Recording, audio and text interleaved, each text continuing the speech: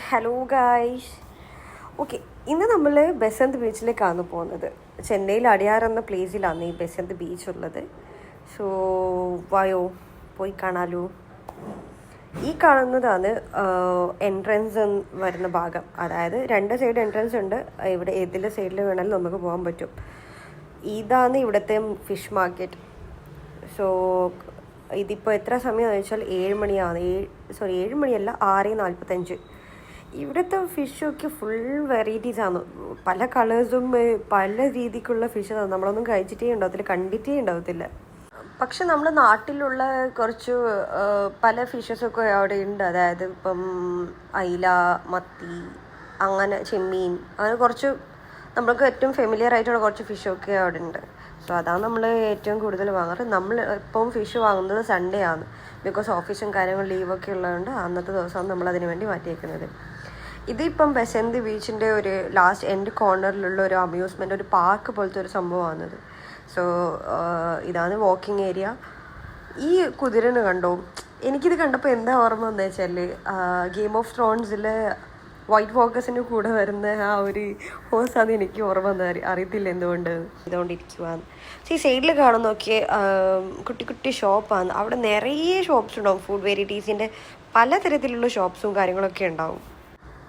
നിങ്ങൾക്ക് ഈ ഒരു മെമ്മോറിയിൽ എന്താണെന്ന് മനസ്സിലായോ? എവിടെയെങ്കിലും കണ്ടു പരിചയമുണ്ടോ? മോഹൻലാലിൻ്റെയും ശ്രീനിവാസിൻ്റെയും ഒരു മൂവി ഉണ്ടായിരുന്നു, നാടോടിക്കാറ്റ്. അതിലവർ ദുബായി എന്ന് പറഞ്ഞു വരുന്ന ഒരു പ്ലേസ് ഇല്ലേ, അതാണിത്. നല്ല രസമുണ്ടല്ലേ കാണാൻ വേണ്ടിയിട്ട്. ഈ ആൾക്കൂട്ടങ്ങളെല്ലാം കണ്ടപ്പോൾ വിചാരിക്കും നിങ്ങൾ ഇതെന്തോ വൈകുന്നേരം 5-6 മണിയൊന്നും അതൊന്നും. ഇത് രാവിലെ 6:45. കണ്ടാൽ ആരും പറയോ? ഈ കാഴ്ച നല്ല രസമില്ലേ? കുറേ പക്ഷികളിങ്ങനെ പറന്നു പോകുന്ന കാണാൻ എന്തോ ഒരു ഭംഗിയാണ്. എപ്പോഴും രാവിലെ ഈ സമയത്ത് ഈ ഒരു വ്യൂ എന്തായാലും ഉണ്ടാവും. ഇവിടെ ഇത്രയും പേര് രാവിലെ വരുമെന്ന് ഞാൻ വിചാരിച്ചിട്ട് പോലുമില്ല. അത്ര കൂട്ടമാണ്. ഞാൻ എക്സ്പെക്റ്റേ ചെയ്തില്ല. നമ്മൾ ഡെയിലി വിചാരിക്കും രാവിലെ പോകണം, വാക്കിങ് ചെയ്യണം.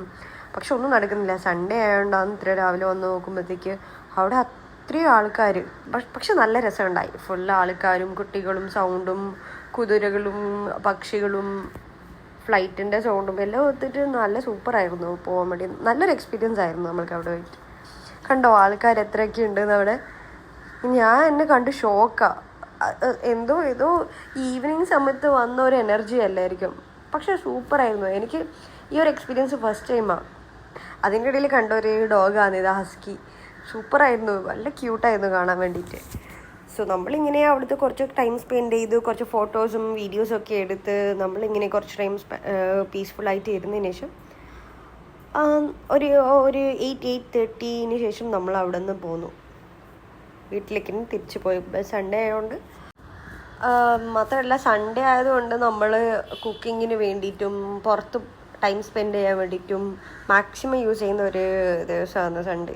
സോ ഇത് പോകുന്ന വഴിയിലുള്ളൊരു വ്യൂ ആണ്. സൂപ്പറായിട്ടുണ്ടായിരുന്നു അത് കാണാൻ വേണ്ടി. ഭയങ്കര ഒരു കാം ആൻഡ് ക്വയറ്റ് ആയിട്ടുള്ള പ്ലേസ് ആയിരുന്നു.